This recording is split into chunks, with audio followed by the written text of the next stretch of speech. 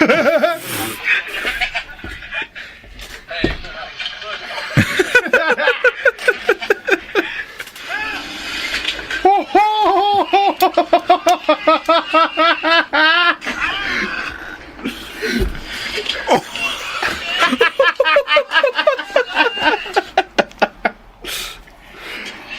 taking advantage. Get up there, bro.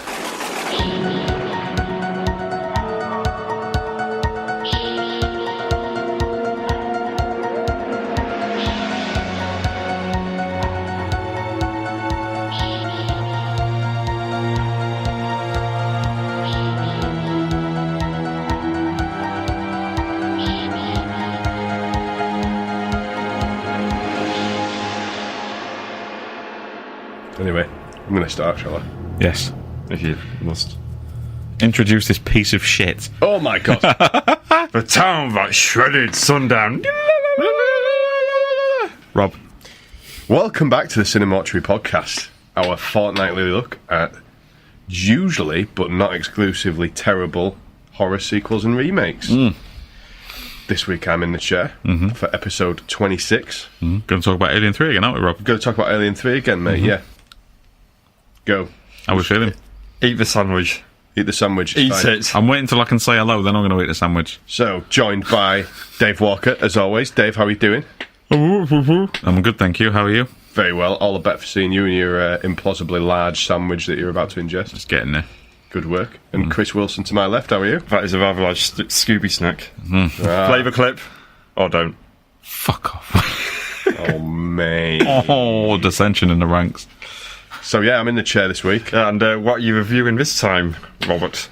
I've decided to go for what is technically known, according to Wikipedia, the source of all information, as a meta-sequel. He has eaten the sandwich. Yep.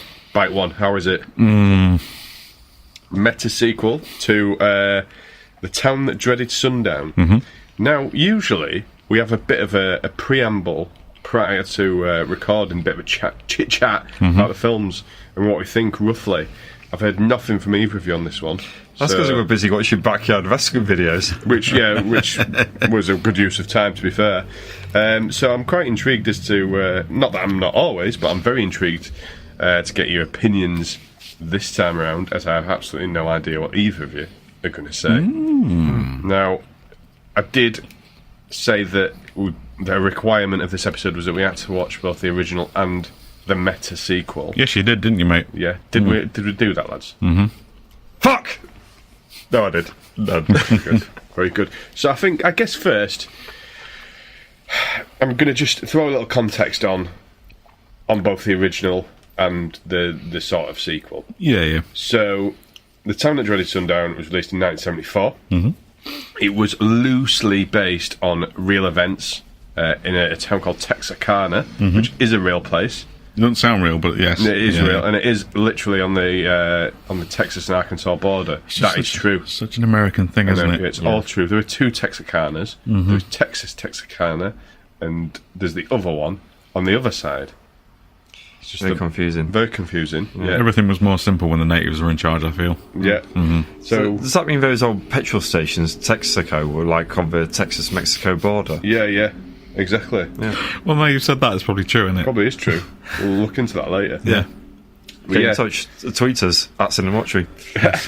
Please do. Let us know. Petrol enthusiasts. So yeah, this is based on true events, ish. It is true that there was a serial killer at large in this town in the late 40s, early 50s. It's also true that person was never caught. Did he wear a bag on his head? That bit, I think, is slightly exaggerated, but the accounts state that they did have their face covered. Whether it was by a bag, is kind of open to question.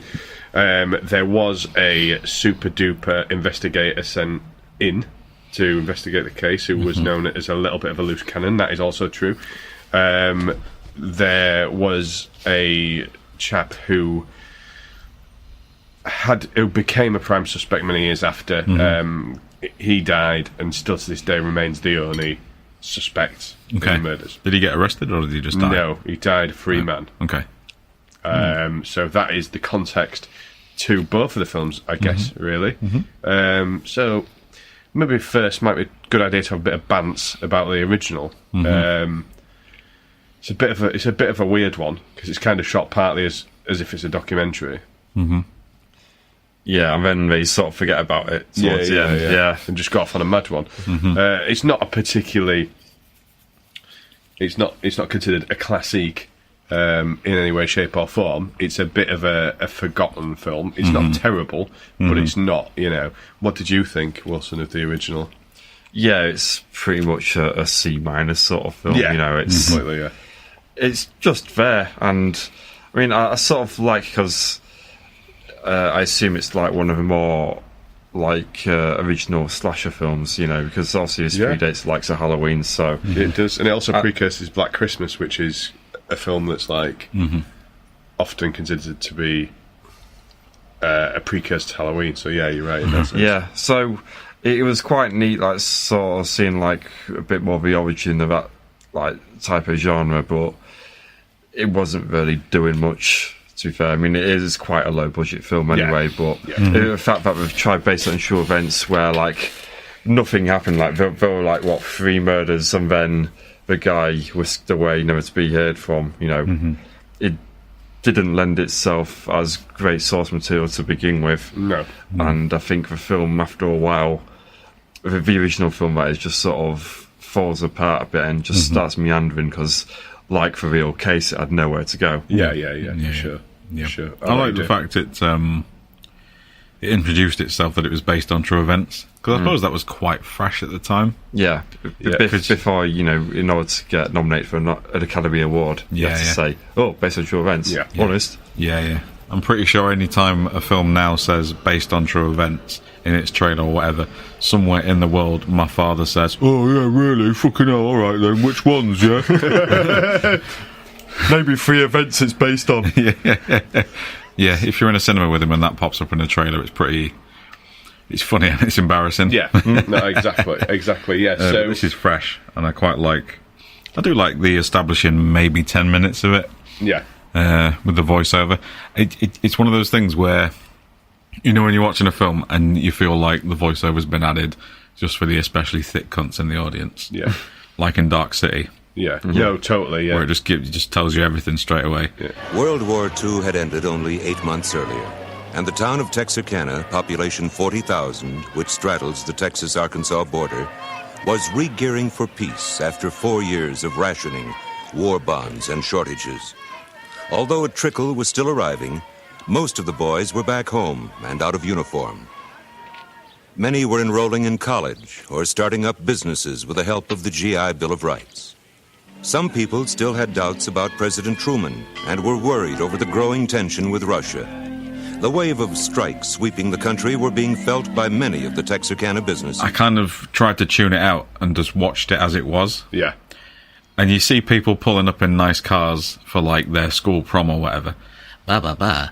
It is the school prom. People are unaware of the mass demo they're hiding in the woods. And you're like, well, I can fucking... It's called the Town That Dreaded Sundown, and there's people at a prom. I can see this. Yeah. And straight from the start... Right. Straight... What? My inner monologue at the time was, you're right, it is. I can fucking see that. Cheers. Yeah. It's just... Like you say, it is before Black Christmas and Halloween. Yeah. And therefore the craft of the late 70s sort of slasher horror stuff hadn't come into its own. Like I said before, the 70s is almost like this no man's land of horror. Yeah. Everyone's trying all sorts of different shit to see what sticks. Yeah. And here you can really see that nothing's been established. There's nothing to really lock onto your viewership. Yeah. The tone's all over the place. And like I mentioned to you, everything I don't like about Last House on the Left, with the fucking comedy cops and shit, with the bumbling, farty British Bake Off music underneath. Yeah. It's here. And there's a half-hour stretch in the middle of the film. You can just do your own in that half hour. I fucked off and did something else, and then came back for the last 20 minutes. Yeah. And I hadn't missed anything. No. I was still listening to it over there, but, like... Yeah. It's, I don't know what I expected from it. No. And I don't really know what I got out of it. No. But when he Trombone. came to watch, the trombone, when he came to watch the film we're reviewing properly, it is quite important, isn't it, to know It a is little very bit of important. context. Yes. It's hard to say whether I enjoyed the meta sequel more because I'd seen the original just before it. I don't know. I was going to ask, do you think it would have made a difference? I mean, in hindsight, we should have had one of us not bother with the original, just to see if we That got would've it. been smart. Yeah. Oh well. Yeah. What's done and done. Well- Do you reckon? Do you need to see both films in order to get the context of the remake? I think the sequel would be more throwaway without the original source material, because essentially they replace the original is based on true events, whereas the meta sequel is essentially based on the true events of the first film, sort of thing. So you kind of need the first film to contextualize it, and I enjoyed it more because I understood the references and callbacks. The first time I watched the 2015 one, I hadn't seen the original. Okay. And this was the second time I watched it for this. My enjoyment of it was improved by watching the original. Right, okay. My context of it was improved by watching the original. Although the first time I watched the 2015 one, I not to get too deep into the discussion that will take place at the end of the podcast, but I did quite enjoy it. But I did enjoy it more based on watching the original. Yeah. It was definitely worth doing both. Didn't enjoy the first one. But the second one, yes. Yeah. Very much. Yeah, cool. Cool. I suppose we should take a big old dive in then, really, I guess. Probably. Did you say why you picked it, or was it just because it would be an interesting thing to do a metal sequel? I picked it because, for a few reasons. I mean, the main reason was that, well, there's a couple of reasons. One, when the first time I watched it, I thought it's one of them films where actually I had a really quite enjoyable time with it. Not quite to the level of the likes of My Bloody Valentine 3D, but I kind of put it in a similar sort of camp to that, in that it was unexpectedly quite good fun, I thought, the first time I watched it. Visually, editing, presentation-wise, colour palette, these films are very similar. Yeah. Which I very much liked. Yeah. Yeah. Yeah, Kind they of, are. Yeah. The late noughties sort of high contrast, not Platinum Dune shit look, Yeah. but sort of TV movie look that was Yeah. quite fashionable at the time. Exactly, yeah. And another reason I picked it was because obviously Blumhouse are about to do a reboot of Halloween. And I thought to myself, having read the direction they're going in with the new Halloween film and what that's going to be about, this almost feels like a little bit of a dress rehearsal, It was kind of a warm-up to that. in a sense. Yeah, yeah. Okay. So I thought right. it'd be interesting to look back on it again and maybe get a steer of where that film might go as well within the oeuvre, if that's a word, of Blumhouse. That is my justification. Like it. Yeah. Yeah, cool. Yeah, take us in then, Rob. Yep. Dive. So, cheeky preamble is we kick off in a drive-in cinema, which is showing the original Town That Dreaded Sundown. That's so meta. Yeah, on board immediately. I'm down with that sort of shit. Love a driving as Yeah, well. love a driving, very meta, and it establishes a whole bunch of things that I quite like off the bat When is in this the film horror set, films. by the way? Uh, I had a hard Very time. interesting question. I had a hard time placing where the first film was It set. says in the opening Chiron, the following is set last year. Yep. Now, I think the idea is it's supposed to be 2014, then if this is released 2015, but everyone's dressed like it's the 70s, so And they're driving around in muscle cars. yeah. Yeah. Okay, so there is in the film. There's a couple of cards that come up, as in the original, where it shows time, date, and it's 2013. Yep, the year cool. that's shown. I think that's a year. I think they were probably thinking when they were in the edit, it probably was 2014, and I guess that's where that came from. You're quite right to point out, both of you, the 70s kind of aesthetic. Because the to a lot original of it. film's made in the 70s, Yeah. set in the 50s. Is that Yeah. right? 46. 46. No, 46, yeah. And I found that quite confusing. And obviously this one is set 20 years after that Yeah. first film came out. So they're going But- for the same gap then, do you reckon? They've kind of gone for the same gap, and they've played into it quite well, because it does basically string you along, because we're in a driving theatre, they're driving around in muscle cars and hot rods. It's basically, I think the idea is that Texarkana is a little bit backwards. I think that's kind of implied by some of that setup, and also a lot of the sort of stuff that gives you that 70s feeling is well, it's down to two things. One is the costume design. Yeah. And two is the way that it's the post-production on it is quite a grainy 70s kind of feel. Yeah, kind of to it. washed out beigey sort of. Yeah. And I think they're having fun with it, to be honest, Yeah, in some I think they respect. are, I think they've decided to do what the original did and just do some ambiguity to it. So, yeah, I like that. It's almost like a little bit of a grindhouse vibe, and that the driving thing feeds into that as well. So, yeah, love a driving. Love a sort of shit American backwater. And we're immediately sort of... by the sort of weird sort of religious folks that are protesting. I was going to say there's some religion shoehorned in here for you. There's a little bit of religion shoehorned in now, which isn't great. Big one, big one. Yeah, which isn't great, but it's it kind of establishes the sort of a lot of things about the alt-right, as we now call them, I guess, and the right wing of America that think all of life's problems are caused by horror films or Marilyn Manson. Marilyn Manson, yeah. And it's quite cleverly done, because obviously in this town, once a year they get the film out and treat the film like it was made about the original murders, which I guess it was. Yeah. And they watch it every year because that sort of made the town, in the same way that the Blair Witch films made the Blair Witch town. Yeah. As you know, Wilson, when you killed that dude with the hands. Yeah. Hans! Why? It's something that is the character of the town. Yeah. And you get a feel like the conservative Christian aspect of that town aren't really down for it, sort of thing. No, exactly, Well, they just want something to be angry about, and they found it. So Exactly. Yeah. Exactly. So we get a few things established. We get the local god botherers giving a little bit of grief to a lad walking into the screening in an original Town That Dreaded Sundown t-shirt. A lad that will reappear again later on. And Preacher's quite an interesting character, and he'll come back as well. yeah, exactly. Yeah, Preacher's quite an interesting character. So we get a couple of these little characters, established fairly early. It's almost done in a one-shot as well, I think. It is, yeah. It's like I was a going to point Panon it out. shot. It's actually a very nice shot to open on, because they go through, and I think we also establish our couple who are going to go on to Lover's Lane, and spoiler. Yeah, it's not quite Spielberg, but everyone hit their mark there, didn't they? It was nicely done. And we meet our leading girl, I guess you could Yeah, a bit of shit. call it, in the car with her boyfriend, and they decide that she's not really that up for the film, No. so they like go. me. Yeah, exactly. So they'll do one to Lover's Lane, like absolutely. you would have done if you'd have had the choice, Dave. I've gone home and watched Alien 3, but Yeah, exactly. Yeah. So off they pop to Lover's Lane, and then we have quite quickly a classic horror trope. Go on, sorry, Wilson. Classic horror trope where we talk about colleges. What college have you got in? Oh, I don't know. I might be going to California. I don't know yet. Yeah. Yeah, dicks out. Fuck! Let's rummage. Yeah, exactly. Now, which brings me to the classic horror trope I was talking about. Teens getting it on in a car.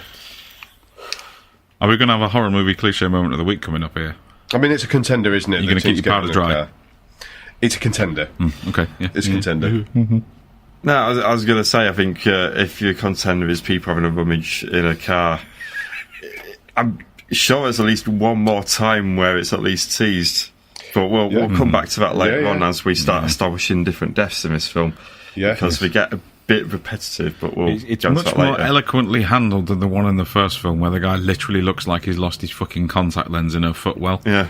And he just sticks his head down there like that. And He's gonna have a look at it. I'm just looking for it, and then Baghead turns up. Exactly. Yeah. It's just, this is much better. Yeah, no, it's much more slickly done. It's got a little bit of the Platinum Dunes vibe going on. Oh yeah. But yeah, so our mate Baghead tips up. Yeah. He's officially called Baghead. Yeah, I think he's got to be, hasn't he? It has been, yeah. It's just a shame he didn't have a Tesco carrier bag on his head or something. That would have been ideal. That'd be You Yeah. can amazing. suffocate though, Wilson. He's over 3 years old, he'll be fine. Yeah. Okay. Now, the main difference here when he turns up is this guy talks. Yes. Yeah. Yeah. So it's like, take off your fucking pants to the guy. So the first time I saw this, I thought, is he going to fucking bum him?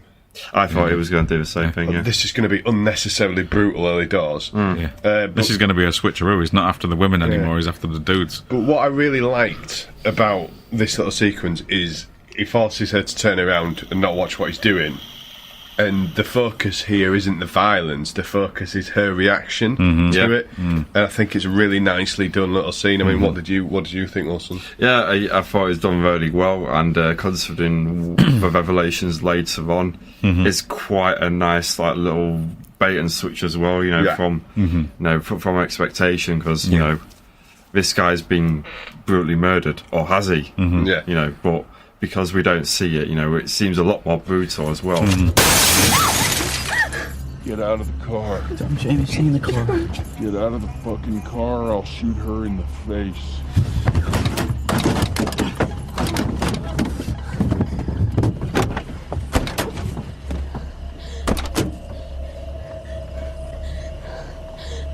Does your mom and daddy know where you were tonight, boy? The movie? Yes. What about yours? They're dead.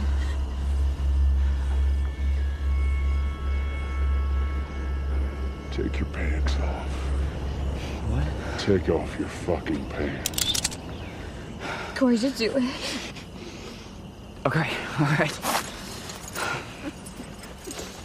Come on, man. Get down on the fucking ground. Okay.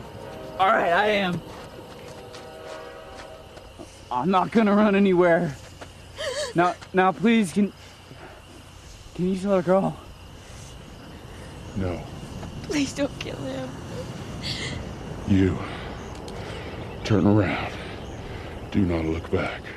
Yeah. Well, there's a couple of bits in this film, and there's a reason why I brought up My Bloody Valentine sort of early on, where there's very direct comparisons to be made between the two films.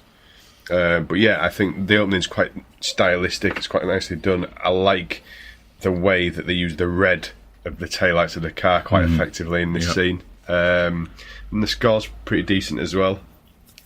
It's kind of... I can't say I remember it, but at the same time, I can't remember most horror scores. Yeah. And it just does its job very well. Yeah. I think it raised the tension. It was nasty where it needed to be. It definitely gripped me. Yeah. I certainly didn't go back and finish off sorting my sock drawer like I did with the first one. No, exactly. So, exactly. Yeah. It was quite riveting stuff. And as Baghead, as Oi, Baghead! his goal is to make people remember. You know, Yeah. Or as he says, like, I can't remember writing now. This is for me. Make him remember. I think he said. Make Mary remember Mary, something like that. Yeah. Something, yeah. You know why he says that. You know, we don't know till later on. But, you know, so this is definitely a copycat case. Yeah, I like the fact that you instantly get that without it expressly telling you. I don't think any... no, I think it's about halfway through they say the word copycat. Yeah. But you know it's not because he's so very different. Yeah, and, you know, I think we also briefly mentioned, is it the same guy? It's like, well, no, of course it's not. 'Cause it's not fucking 1947, is it? Yeah. Yeah, exactly. Yeah, you know, there's an element of realism in there as well. Yeah. That's right. Yeah. Anyway, Jamie manages to escape, and she runs through the woods, and she reappears, you know, having to drag her body, you know, at this point she's totally exhausted. You know, Yeah. right beneath the screen where they're showing the ending of the Town That Dreaded Sundown. Yeah. Beautiful. It is nicely done, to be fair. It's like this... That little pullback in it where you realise where she is. Yeah. The first time I watched this, I thought it was going to be proper shit. Like, because I'd not seen the original, as I say, at the time, and it kind of just looked like another fairly shit sort of slasher film. Yeah. This opening sort of 10-15 minutes, I was like, okay. It's you know, this is clearly people behind the camera that have thought about it. And I did as I often like to, I did a little cheeky bit of research. And one of the two producers on this and the director, both heavily involved in the TV series American Horror Story. You've seen. But the director directed quite a lot of episodes, like a lot of the better episodes of it. Okay. And the producer was the one that's very creatively involved in it, so it's very much a very similar creative team to that. Yes, like I said, it does have that sort of slick modern TV look. Yeah. Yeah. Yes, And I think that's it where gets that comes stuff from, done yeah. quick. and Yeah. efficient. Yeah, No, You can definitely tell there's experience behind the camera. Yeah. Yeah. So from there, it kind of like hurries the process along quite a bit again. You know, it doesn't really fuck about with a lot of like our heroine in hospital recovering, blah blah blah. It kind of like jumps a little bit, and gives us where she sort of starts to throw herself into investigating the film, and a lot of the sort of original stories around that. I was particularly keen to get you guys' thoughts on the way that they do this, because it is a little bit jarring in that it kind of like shit happens and then they almost cut out that little bit that you normally see in horror films afterwards of her like recovering and shit. Yeah, I think within 5 minutes she's on the case. Yeah. I mean, how did you feel about that? I was fine with it because, well, you need to move the story along, and her job in this is to basically be quite fearless when it comes to finding out what the hell is going on. And I think it would be a bit jarring if, after we've seen the hospital bed and she's told by the police not to really say anything, not to cause a panic, if she then like is walking around like in a half-shocked state, in some sort of moral quandary or anything like that, it just gets straight on with it, and I quite like it. Yeah. And it really helps the character as well that, we know instantly she's got that drive and determination. Yeah, definitely. And I think one of the great strengths of this film, and films sort of like it, and some of the films that we've seen in this podcast that we've enjoyed, is there's no wasted motion. You're not faffing about with unnecessary baggage. It is very much point A, point B. Yeah. And that's it's just quite an enjoyable viewing experience, because you can just sort of switch off and enjoy it, really. Yeah, pretty much. I do appreciate efficient filmmaking. Yeah. One of the only things I really hate when I'm watching a film is if it just grinds to a real slow pace. Yeah. For no reason other than to indulge itself, and this is not interested in that at all. No. It's not Dracula, is it? Not really. No. Your favourite film ever, Dave? Absolutely, yeah. And in some respects, she doesn't really have much of a character beyond moving everything forward. Yeah. Which is fine. Yeah. She doesn't need to be the most interesting character. Your most interesting character is Baghead. Yeah, of course, yeah. Yeah. As we'll find out as we move on. But yeah, I really like the pacing early on, especially. Yeah, and I think what they've been quite careful to do, and what they are quite careful to do throughout the film, is they're quite careful to avoid it being like another like Diet Michael Myers. They focus much more on the whodunit aspect. Yeah. Which, it's a bit more like Agatha Christie than Yeah, Halloween. It does. That's a very good point about it not being just Michael Myers, because there's such an obvious comparison there. Just even the way they look and how imposing they look, Yeah, but they sort of managed to avoid the comparison. Yeah, well, they actively seek to shut it down later on in the film when we'll get to the bit where the investigator guy with the hat comes in. Yeah. But there's a line in the film where he specifically says, we're not hunting some kind of boogeyman, we're hunting a flesh and blood man. Yeah. And they do hammer home that point throughout it, which I think is quite refreshing. It's an angry dude with a gun that just happens to have a bag on his head, sort of thing. Yeah, that's kind of it. I don't like that. Yeah. So then we get the usual couple of standard issue slasher movie scenes. We get our heroine going back home to find there's a police car guarding outside. Classic slasher film material. Yeah. I wonder if they're one of two things is going to happen to them lads. They're either going to get killed or they're going to be completely ineffectual to the rest of the film. Absolutely. They would do the classic heroine going into therapy to deal with the shit that's happened to her, but it's all done quite sort of matter of fact, and quite offhand. Don't drugs? No. Moving on. Exactly. On we go. Dream Warriors. This is not. Yeah, kind of how the system actually is. Yeah. Just shut them through the system and get the fuck out. Yeah. And then before we know it, we're on to an extremely athletic shagging scene. Yes, mate. Yeah, quite Olympian in her efforts. Yeah. Rummaging correspondent, would you like to take this one? Gold medal. Oh yeah, that's great. It was a cracking rummage. Yeah, top end rummage for both competitors. It's nice that before they get to this rummage scene, we're introduced to a woman that is obviously very athletic, and a gentleman that has just come back from a tour in the military, who is in cracking shape and probably a real hard fucker, because he's survived wherever he's been. So you know that these two characters are pretty no-nonsense. Yeah. And then for a moment I thought I'd accidentally turned on Pornhub.com. It was a cracking rummage. But it turns out it's part of the film. So yeah, they're rummaging away in a quite miserable looking motel. And as he leaves to go do something, I don't know, he get ice for the champagne It's bucket. always getting ice. Yeah, it's always that. I'm just going to go get ice. I'm going to go say hi to Mrs. Betts on the way. I'll be right back. I just need to stick my dick in some ice just to cool it off a bit. So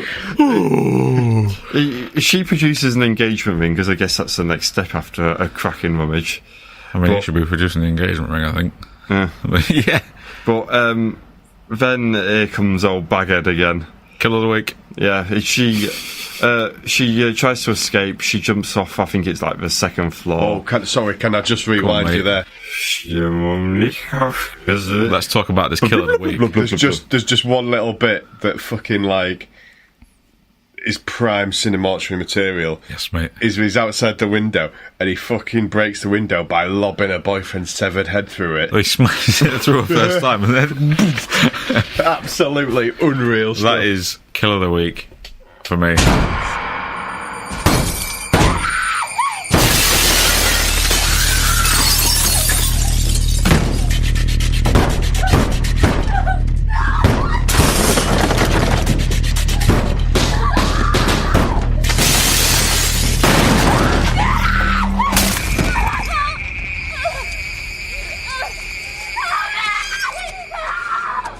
And you see it in CCTV footage later, and they're all watching it in the police station, and he just comes up the stairs with this boy's head, and then you see him on a wire just fucking pummeling the window with it. Fucking absolutely brilliant.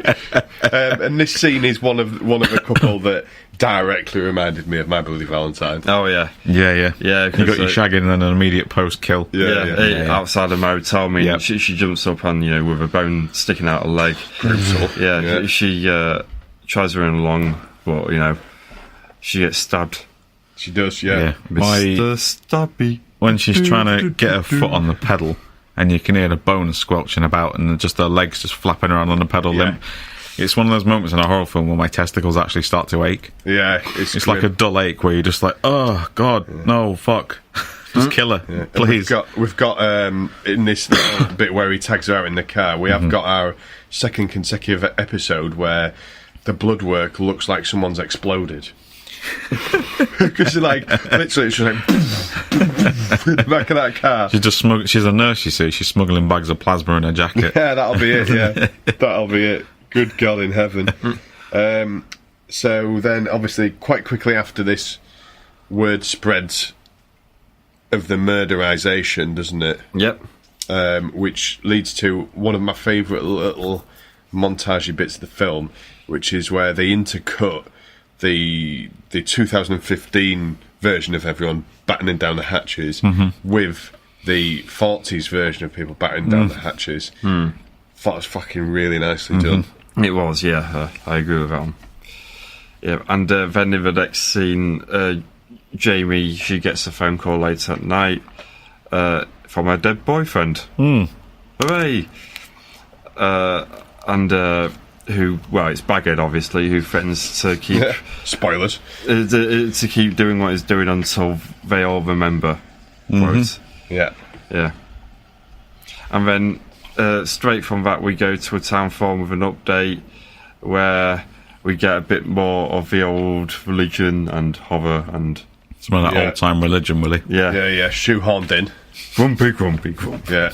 It's just fucking nonsense, innit? I just get bored of it very easily. And then, not long after that, we get the standard issue Super Cop sent from the big city. Who you mean from Texas? From Texas, yeah. From somewhere else in Texas. But we can assume he's come from somewhere, proper. Yeah. He looks pretty LL Cool J, mate. Yeah. He's come from Houston, do you know what I mean? Yeah, so we've got the clash of the Texas and Arkansas police, like a great big cock waving exercise. Which I thought was hilarious and quite nicely played as well. It was, yeah. Yeah, especially later on, like the way they play it, where like the Arkansas police like just couldn't give a fuck. Yeah, exactly. Where, like, the Texas ones actually really, want to get the job done. Mm-hmm. Yeah. No, for sure. And then, well, there's a couple of things that happened here that made me laugh a little bit in the next couple of scenes. So, like, the first one was the killer sending an email. Yeah, which just immediately like gave me visions of old Baghead like hunched over his MacBook or an internet cafe or something, just trying to find Wi-Fi. Yeah, just like deleting his sent. No, it's not what I want to say. And at the end it says "Cheers, sent from my iPhone." Yeah. Oh, my favourite type of one, and I get emails sometimes like this at work. You can set your like if you're emailing from your phone, you can change it at the bottom to like. Someone sent me one the other week that said, "Apologies for any typos." Or brevity, sent in haste. It just reminded me of this scene for some reason. Just imagine like a couple of typos and a little apology at the end. I suddenly got the image of like Baghead, his email signature is "Please consider the environment before you print off this email."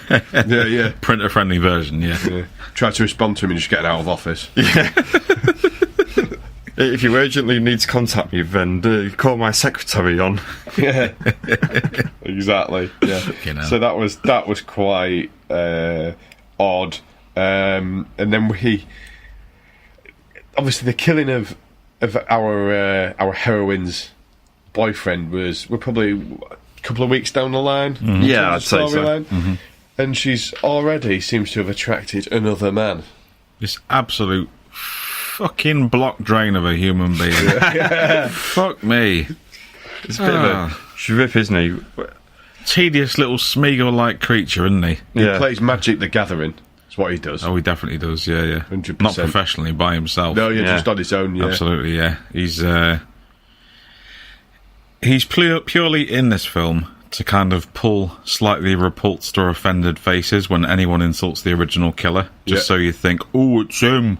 Yeah, exactly. It's him. He's too nice, it must be him. He's too nice, it must be him. He reacted funny. And because of that, you'll be watching scenes and he'll be just to the left of frame. Yeah.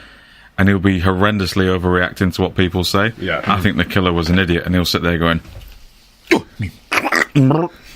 like he's got Tourette's or something. I'll teach you. You're on the list. My favourite thing about this guy is, I think he's like... he's trying to get a bit of a rummage with Jamie because it was a cracking rummage. Well, obviously, No, because there was $12 worth of Xeroxing done, but he's giving it all to her for free. I know, mate, those credits ain't cheap. He's well fucking in there, lads. Mm-hmm. Yeah. And it is pointed out pretty early doors that he does have psychological issues as well. Yes.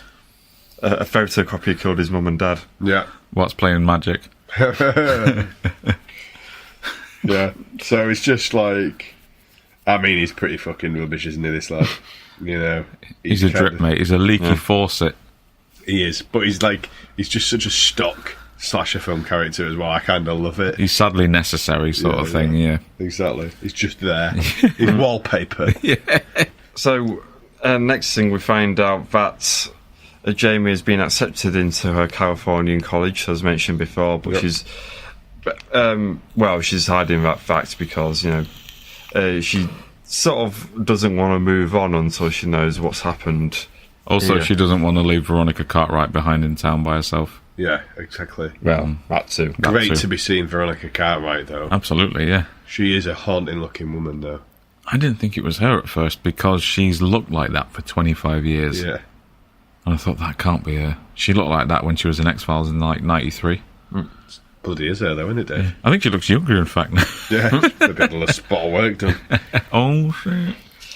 Then Jamie goes to the police station to present what she's found so far. Mm-hmm.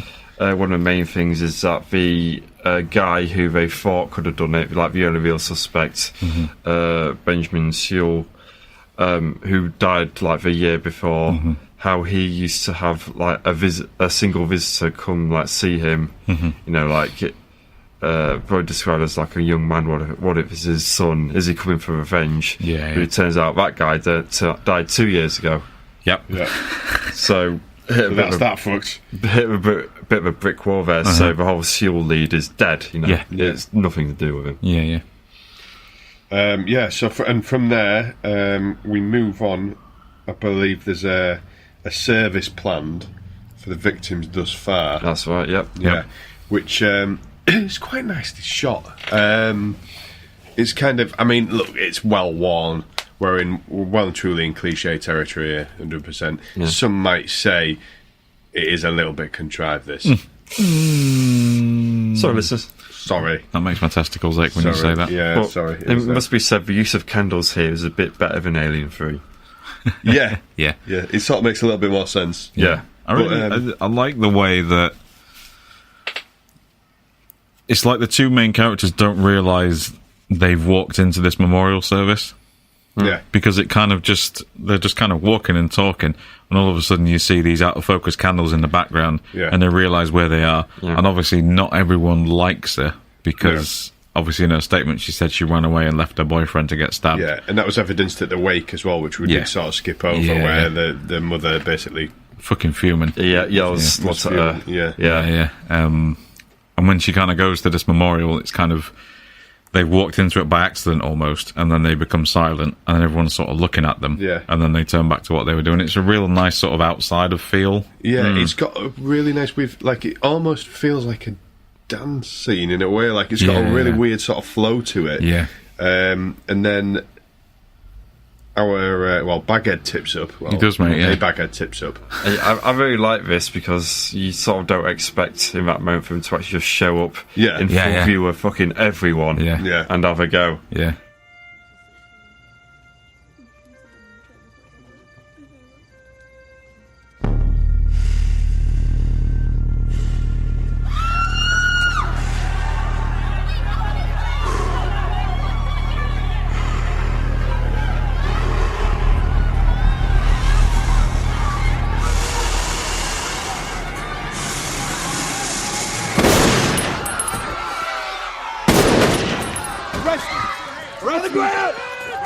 Killed Danny, but I got it. I got his ass!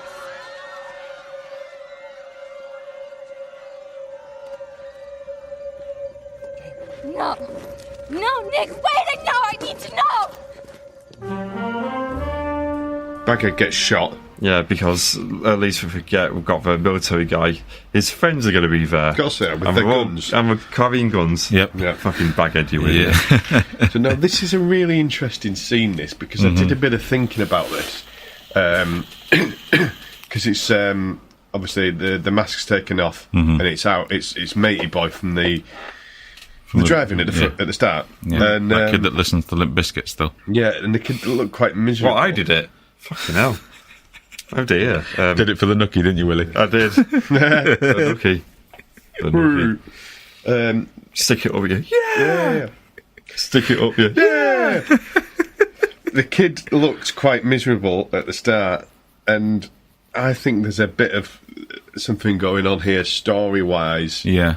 I mean, it's basically a suicide by gun situation, isn't it? Because from a logical perspective, you know, that he knows what's going to happen to him there. Yeah. It's just quite an interesting little sequence, because I feel like he wasn't really fleshed out as a character. No, he doesn't say anything, I don't think. No, he doesn't. Not at all. And I would ordinarily criticise that, but I think it kind of works. It's nice sort of storytelling. I mean, I think we've gone about this before, how you get sick of films where they have to make things really obvious and build it up. Just, it's screenwriting logic, you've got to really hammer it in. Whereas I really like it when something like really subtle happens, where I must admit I didn't even twig on that he was there in the opening sequence. I thought it was a copycat of a copycat. So I do like that sort of thing. It's good that the film didn't have to stop to say who he was. No. You just know that he's not a particularly happy man that has no respect for authority figures. Done. Yeah. That was done in that one shot at the start. Yeah. Easy peasy. Exactly, yeah. So, I thought it was quite nice. I think what I really liked afterwards was the following scene at the restaurant where they get the news filters through that they've shot the killer. and he's dead. Yeah. So they decide to change the somber music for something a bit more exciting so they can dance. Yeah. And such, which I really like. It's quite fanatical of them, It's there's something a little bit. It's almost a bit Stepford Wivesy. This it is, yeah. And it's a little like it's kind of like that well-worn thing of like people in authority or the wealthy in a place being almost a little bit cultish and a little bit weird. I got that vibe. This follows on nicely from the memorial sequence. Yeah. Where there's a thing where they all turn around and then slowly turn back. It's almost got that Village of the Damned. It's a bit like It as well, with the people. A bit like It. Yeah. And Body Snatchers, almost. Yeah. And because it's how they've almost adjusted to this thing that's going on in their town. They don't really dread sundown anymore. They've kind of just learnt to deal with it. Yeah, they become detached from it. And it's like, oh, someone's been shot dead. Let's have some big band brass music on. Yeah. I also weird. quite like it, another sort of detail, but why weren't they at the vigil themselves? It's like the town's already like sort of divided up, Yeah, there's only like maybe 24 people at this vigil. Yeah. It's weird, yeah. Yeah, but it's sort of like, you get this feeling because like the preacher guy and such were at the restaurant instead. Yeah. Like the older generation were probably thinking that, these guys who have been killed by Baggo probably deserved it. Yes, it was a couple having sex, and it was a young man in a car trying to come onto a woman. Yeah, that's what. And then in their midst, the people on stage performing happen to be gay. Yeah. It's all quite clever, to be honest. It is. Yeah, we might be giving them the benefit of the doubt, but it's quite. I think it's quite nice. It is. It's quite subversive, isn't it? In parts, and if you watch American Horror Story, I don't know if either of you've ever watched much of it. No. It's really like the first sort of 3 or 4 series are fucking really good. Basically, the premise of it is that it's largely the same cast every season, but it's different stories, and they all play different characters. Yeah. And they all have different settings. So the first series is called Murder House, and it's about this house that has a history of bad shit happening in it, basically. And the second one is in an asylum. I think, is it the third one that's in this? One's in an asylum, one's like a freak show one, which is really interesting. It's a bit like that, the film Freaks. And as they sort of, I think it's the third or fourth series, the freak show one anyway, they start to sort of suggest, and there's a coven one as well, which is in, but they start to suggest that all of these different stories and characters played by the same actors are somehow interlinked. Interesting. It's quite interesting. It's still going.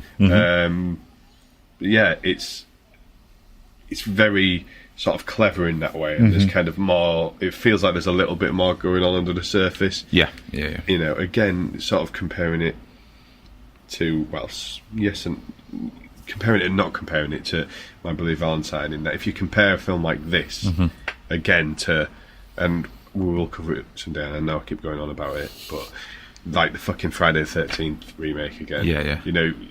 There's just nothing happening in that film, is there? It's just literally like. Not at all. It's just nuts and bolts and planks of wood in it without any sort of Exactly. We have our gay couple who have a mooch off to it's like an old sign graveyard, isn't it? Basically. Yeah.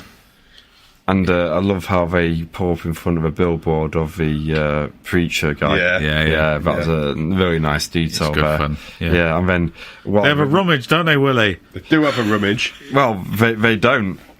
That's the thing. Their attempted rummage is broken off. No, what I really love about this is that they just get into a really awkward conversation. Well, who goes first? Like, what we're supposed to do? What's going on? I don't know. Do you? Why do I have to go first? There is an honesty about it. It is, yeah. And I just really like that. It's. So, how does this work? I don't know. I thought maybe you could, What?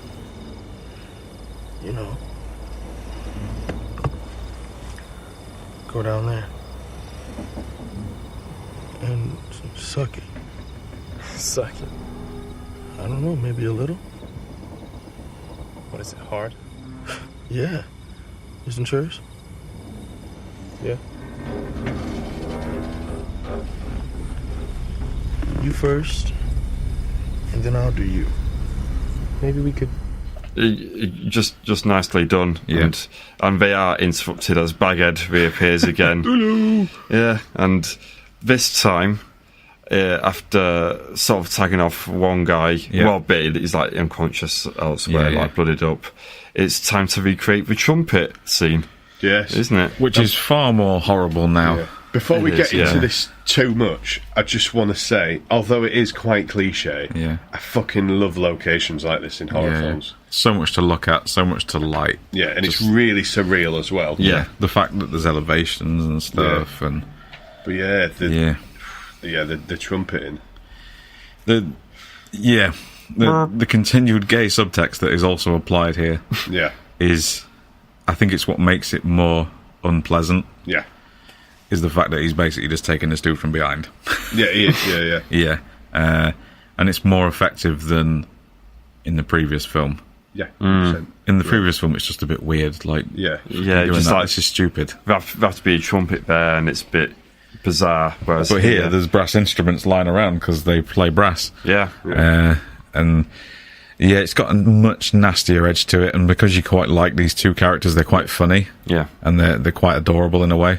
Not to be condescending, but they are quite adorable. I think because of what you just said in the scene previously, there's a naivety to it, and they haven't really done anything wrong. No, and I think this time around as well, like the actual number of times he gets stabbed must be at least triple of what the girl got in the original as well. Yeah, he just keeps going till he's mush, doesn't it? And obviously this time he gets similarly stab wounds and everything. What's happening to the young fella on the lower level? Has he got shot?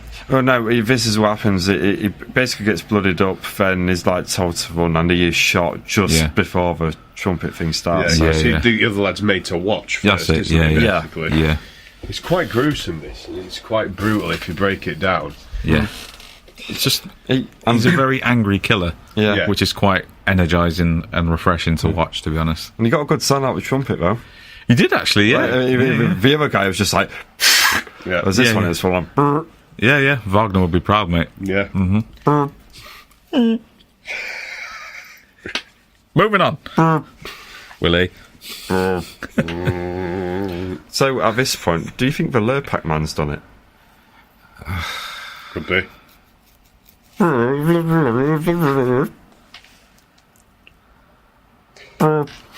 Stop bassooning around and get on, please. Yeah.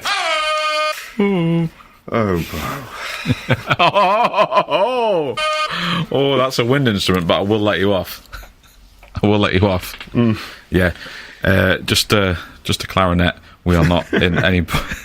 Oh, Jesus. I'm getting a bit brassed off with all these puns. That pun flew over my head. Flew over my head. Flew over my... Oh, I get it. Yeah. You're just blowing your own trumpet now. Read it in, mate. Boo. God. Anyway. Saxophone.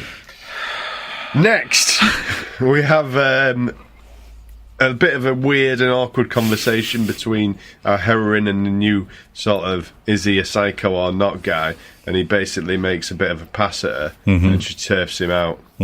Absolutely on his arse, isn't he? Yeah. This is a really not an awkward scene. It's actually a really good scene, but I love how she gives a story of how her parents died when they were younger, which quickly go through. She was at sleepover at a friend's house, and like their older brother dressed up as Baghead, the original one, and scared her so much that her parents had to come and collect her. Yeah. And on the resulting car drive home, they crashed and they died. So that's why she's already had it in for Baghead before the new one. Yep. And then the Nick or whatever it's called goes, "Oh, perfect opportunity, Robbie! Yes, here I come." Yeah, so image has failed, an absolute fail from him. It's an immediate no. What the fuck are you doing? Yeah, get the fuck out my face. Like what did you expect to happen? What did friend-zone motherfucker? Do you think she's turned on by her parents dying and she was like right there, watched it happen? Fucking hell! Yeah, what an idiot. Very strange, man. Very strange. He did it. Man. Yeah. Chloe did it. He did it. Nick Herring did it. And then, sort of sometime after this, I think we start to come on to the questioning of the Reverend. When it's revealed that the Reverend sent the email. Motherfucker. He did, yeah. All sent from his iPhone, though. When they said, when this little bit of knowledge is revealed, immediately I was like, this fucking could be like a Murder on the Orient Express / Hot Fuzz scenario, where it's like, for the greater good, and it's all them knobheads from earlier on, and I started getting a bit excited about the prospect. But sadly not. Sadly not. It's kind of shut down quite quickly, isn't it? And there's kind of excuses made, and he has alibis and things like that. Yeah, well, his justification is that since everyone's been in fear, church attendances have been way up. Yeah. Which I think is a nice little comment on organised religion. It is, yeah, like they literally came on about church attendances when, you know, kids not being dead, you know. By sending this email, I'm saving people. I didn't send this email. Well, the FBI traced it back to you, Joe, so why'd you send it to the girl to muddy up the waters? I don't know what to tell you. Here's what I think. I don't think you killed anybody, but I do believe you sent this message. See, I hear you at night, preaching. Nothing much for me to do in my hotel room, so I wonder, are you doing this for publicity or... He chose that girl to be his herald, his messenger. He is doing the Lord's work.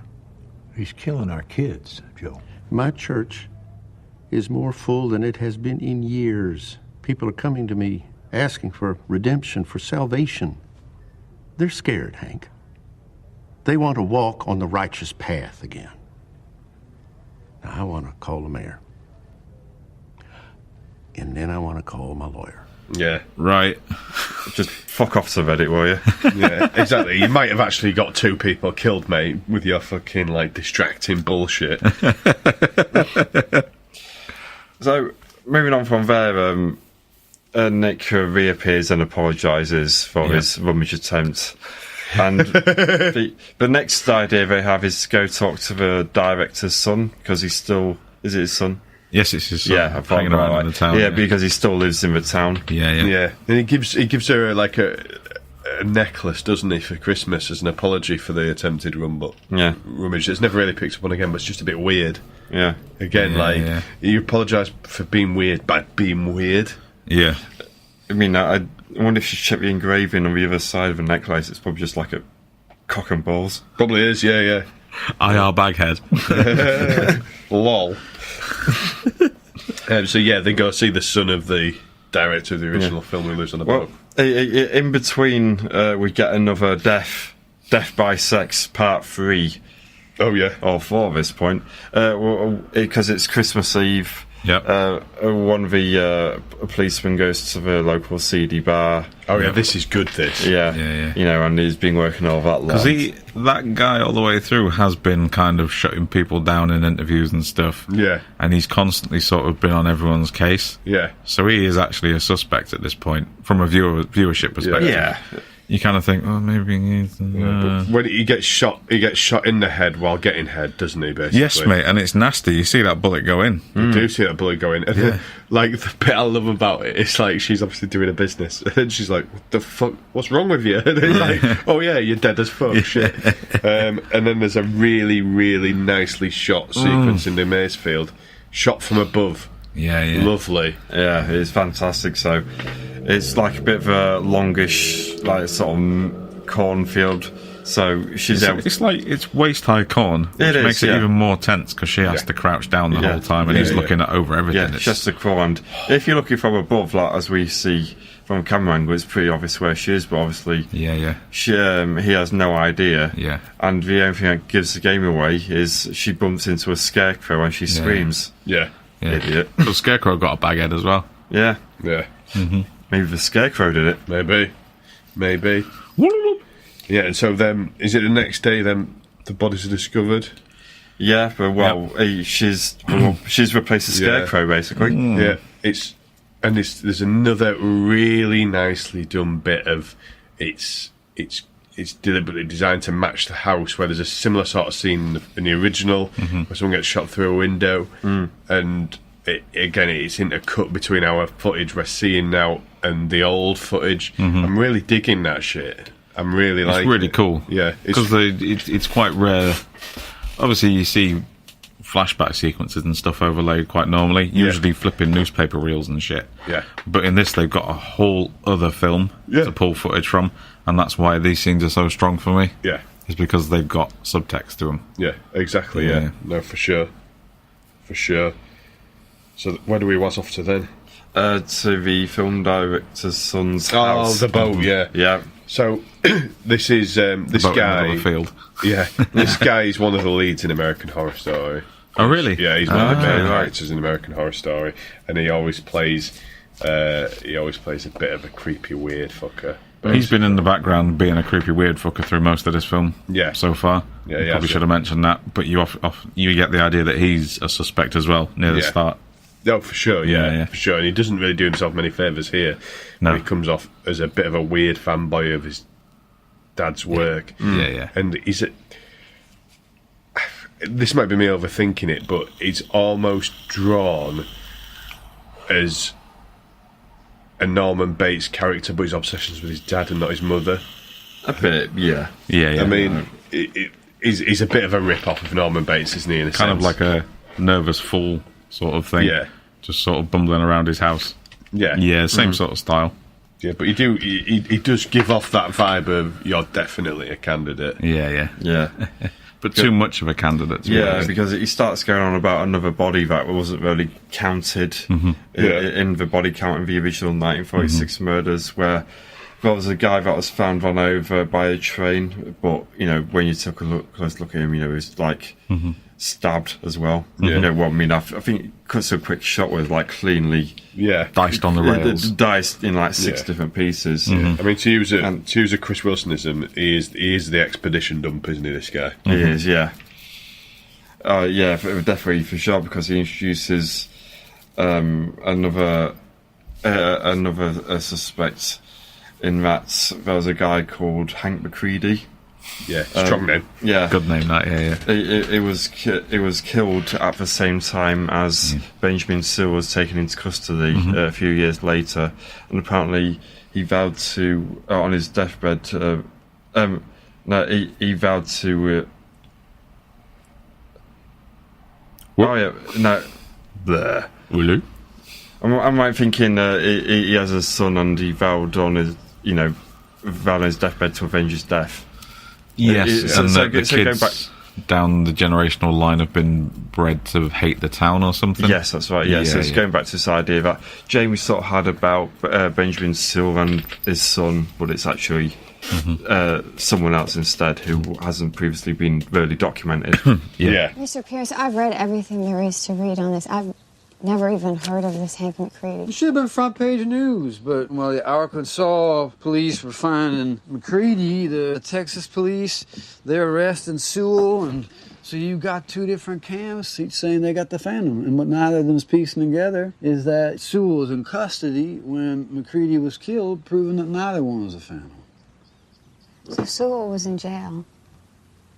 And then, did anything ever come from McCready? Oh, he's dead. Yep, and dead men don't complain much, but his pregnant wife, Mary, she's pissed as shit. Her name was Mary? My daddy tracked her down in 1974, and she was still bitter. She said the Texarkana had done worse than killed her husband. It had shat on his memory, and in the process, it was shitting on her life. It was shitting on her son's life. Who?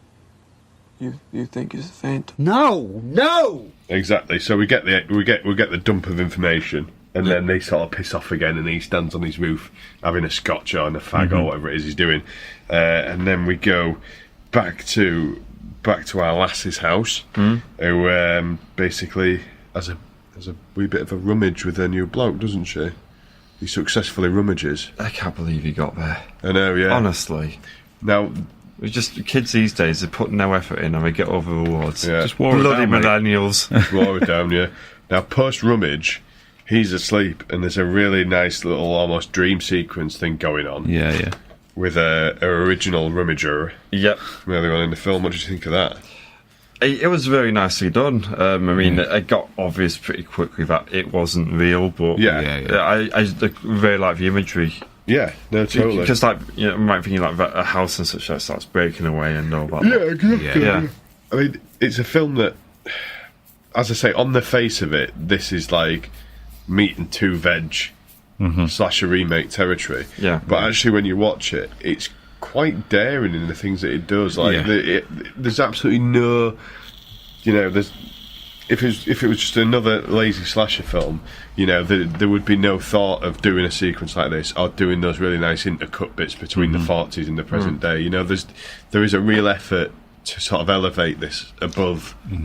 Yeah, I'd say it does make quite good effort. I mean, I've got a couple of comparisons later on, which doesn't make it a completely cutting edge idea. Yeah, no, sure.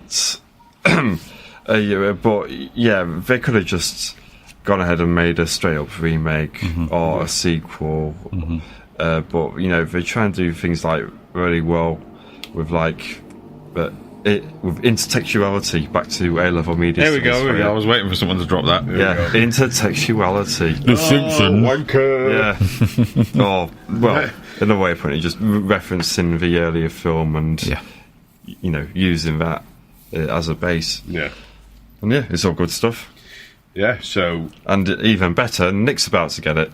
Well, sort of, yeah. He gets basically clumps, doesn't he, when he sneaks out in a very suspicious sort of way. Yeah.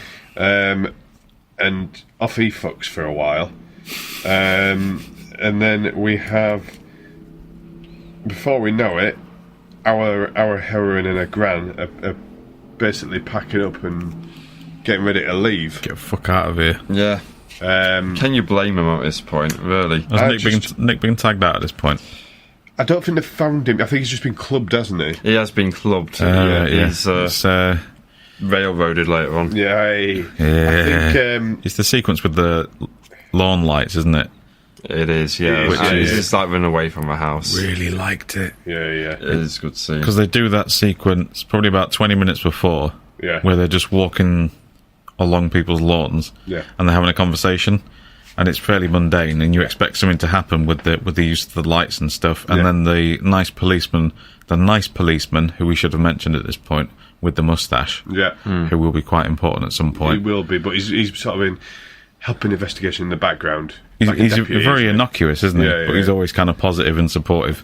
He kind of breaks that scene up, but when Nick does get taken out from behind, the payoff with the light trick is finally there. Yeah. And when the lights finally come back on, because they're all on sensors, so as he's moving towards the screen, the lights behind him go out. But obviously one comes back on with Baghead in it. Yeah. Lovely stuff. Yeah. No, it was nicely done. Really nicely done, that. And yeah, as I say, after that, it's the next day, and her and her gran decide they're off. I think something might happen to stop them leaving, you know. You think so, yeah? Nah, they're just going to leave. The end. Done. Shit and popcorn. Oh dear, we don't know who the murderer is here either. Who done it? So find out again in the remake in 2047. Yeah. Set in 2013. So we get next, they stop off at the petrol station, don't they? And this is one of my favourite scenes in the film. Oh, cliche moment of the week just pops up. Ding ding. Something happening at a petrol station. It never goes off without incident. No, it doesn't. If there's either a robbery, a shooting, or the whole fucking thing explodes. Or your card gets rejected and you can't pay for your fuel. Don't know what's worse. So she pops into the shop to get some bits and bobs. Grant's fueling up outside. Yep. And she gets JFK'd basically. Yeah. Didn't she? Pretty fucking nasty. Right in the neck. Right in the neck. Fucking very well executed, this. Yes, mate, lovely. Now, we've got something quite unusual going on with this killer in a slasher film now. Because what we're dealing with here is a multiple weapon killer. Well, there's no established MO. Yeah. He's killing efficiently. Yeah. And what the context dictates. Yeah, exactly. Yeah. He's adapting to his opportunities. Yeah. Very interestingly done. Although the trumpet thing was a bit lavish, wasn't it? Yeah, But he did adapt because the guy had a trumpet in the trunk. Yeah, He did, yeah. Yeah. It was a bit overblown.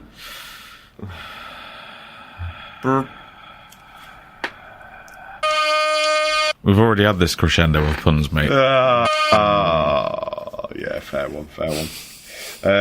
So yeah, there's something really interesting, and I don't think it's been fully explored in horror films, really, of the dread of being under the gaze of a sniper. Yeah. And I think they do it quite well in this little sequence. Yeah, he clearly has the upper hand. He's on elevated territory for the last couple of kills, sort of thing, and he's always had the advantage. And here, especially, like we were saying with Alien 3 in the last episode, as soon as you introduce like an automatic weapon into the picture, suddenly everything is very dangerous. Yeah, no, absolutely. And there's not really... I think there's been a couple of gunshots in this film so far with a silenced weapon. Yeah. But this elevates it to the point where he's just... Obviously, it's not populated because it's late at night, but he's in a public area. Yeah. In a building, just fucking firing off a rifle. Yeah, isn't there another dude in the petrol station that gets tagged out as well? He gets fucked up as well, yeah. Yeah, that's the first one that gets discovered before. Yeah, she that's finds right. So he's caught in the crossfire. Yeah. So yeah, I mean, it's all quite good stuff, isn't it? It is, yeah. And then after that, well, because she's under the threat of a sniper, she runs away and goes into, I think it's like a bus station, train station sort of looking Depot place. sort of looking thing. Yeah. Yeah. And there's a chase around and a bit of a nice call back in that she's hiding, and then she gets another phone call from him. You know, he basically like declares where she is. Yeah. But she manages to get out of there. It was interesting that he had her number. Yeah. This, very good. Yeah, I'd say we'll go on the twist in a minute, but that is a very nice detail in the grand scheme of things, you know. Yeah. But it isn't just an act of randomness. So, you know. So she runs off, doesn't she? Yeah, to like a riverbank sort of thing. Is this where does she run across the rail line and find Matey Boy here? Oh yes, yeah, I'll say yeah. He's gone to pieces, hasn't he? He has, yeah. Hey. Yeah. His career in archiving was derailed, motherfucker. It was, yeah. Can you imagine if they try to do that in this country?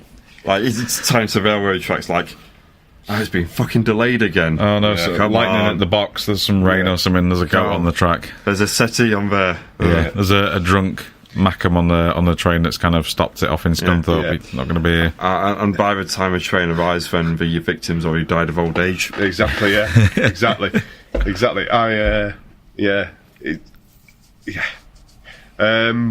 The next scene... the next little bit is she's running and our lad's arsenal is expanded to a crossbow. Absolutely, mate. What if Robin Hood did it? Yeah, could be. Robin Hood, the dark years. Fucking brutal looking bow and arrow shot through the leg. Yeah, definitely. Yeah. Picked that up from Blue Moon. Yeah. She took an arrow to the knee. Ouch. And then we get Swerve 1. There's DOS of them. That's Spanish for 2. Yes, mate. Just like Blade DOS. Yeah. Exactly like that. Yeah. And this is played quite nice because she's quite delirious at the time from the pain. So it's almost like is she seeing double R? Yeah.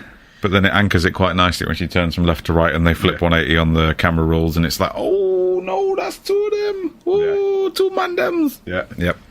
So it's a double bagger, mate. Yeah. This is a double bagger.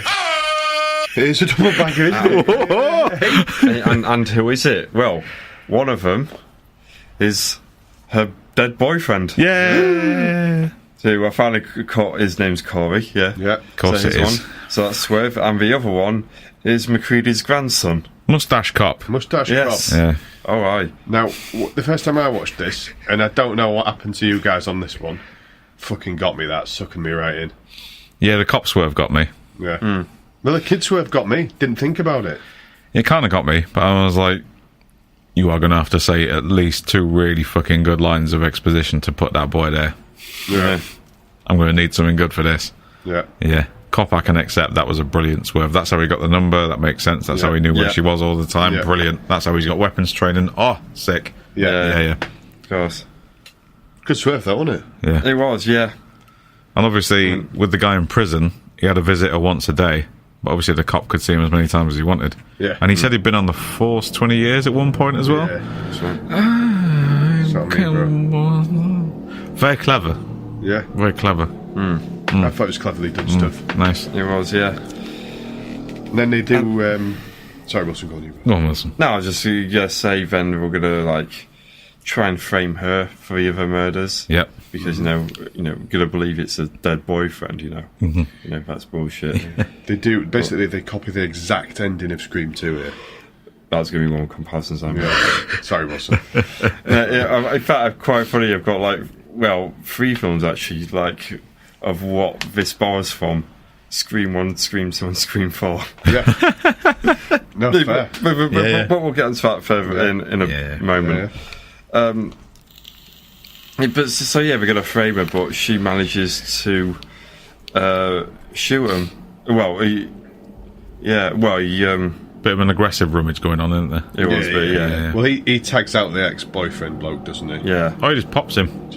Yeah. Savage that. Yeah. Just out of nowhere. He does talk too much, though, to be fair. Yeah. Well, fuck that! I wanted to be a part of something special.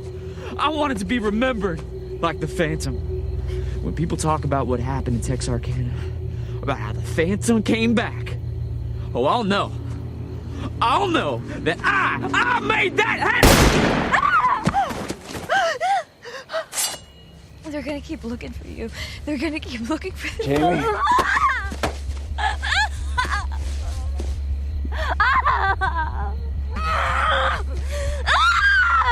Why would they? But I tell them that I caught the 2 kids who did it, who were so obsessed with the Phantom that one faked his own death. She killed her own grandma. No. And you know what? He's a bit of a dick, and he is called Corey. He'd be the one to fuck it up if they did kill her. Yeah. Yeah, and he sort of floats in the river, and that's sort of it, isn't it? Yeah. How does Matey Boy die? How does Mustache Cop die? She tags him, doesn't she? Yeah, but shoots him. Yeah, but they both get shot. Yeah. Right. Yeah. And then he falls into the river and his body's never found. Yeah. Ooh. There's a sort of the classic slasher sequence at the end where she goes off to uni and it's happy days, and there's the voiceover about you never know, bad shit happens to everyone, blah blah blah blah, and then there's just like a shadow behind her. Yeah, and suddenly the shadow. The end. And that was the, in my opinion, highly unexpectedly quite good meta sequel to The Town That Dreaded Sundown. Yeah, it is good. Even though the Town didn't really dread Sundown that much this time. No. Not really, no. The time I was ambivalent to Sundown. Yeah. Now, be honest, lads. Was you expecting that when I picked it? Well, when you said about a meta sequel, sort of did, yeah, if I'm being honest. But, right. To be fair, I didn't expect it to be as decent as it was. Yeah. I expected the original to be an instant classic that I would fall in love with. Oh, yeah, me too. Yeah. And I expected the remake to be a cheap cash-in on that sort of thing from that sort of era. Yeah. But I like them the opposite way around. I do. Yeah. It was quite a weird thing, because I've heard the name so many times that I thought, oh, this must just be an ultimate classic I've never seen. Yeah. I think the remake brings back an original to reverence that doesn't necessarily deserve to be there. Yeah. Basically. So what are your final thoughts then, Dave? What do you reckon, all in all? I'm really sold on it, to be honest. Right. As you know, if the film's not going to blow me away and reinvent the wheel, I do appreciate efficiency. Yeah. Let's just fucking crack on and make our box office money. Yeah. And I value that in a film like this. I thought it was really slick to the point. There was a lot of, like I said, there's a lot of experience behind the camera, and that really shows on screen. Yeah. It's very well oiled, very well done. Intro sequence Wanna has kind of stuck with me.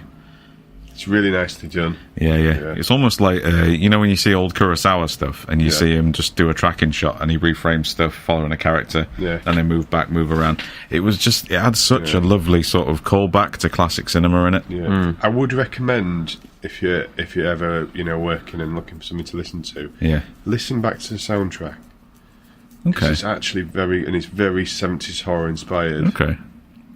I'll probably remember it as soon as I put it on. Yeah, you will. Yeah. I remember appreciating it at the time. Yeah. It didn't offend you, which is... Not at all. No. I like most things, but yeah.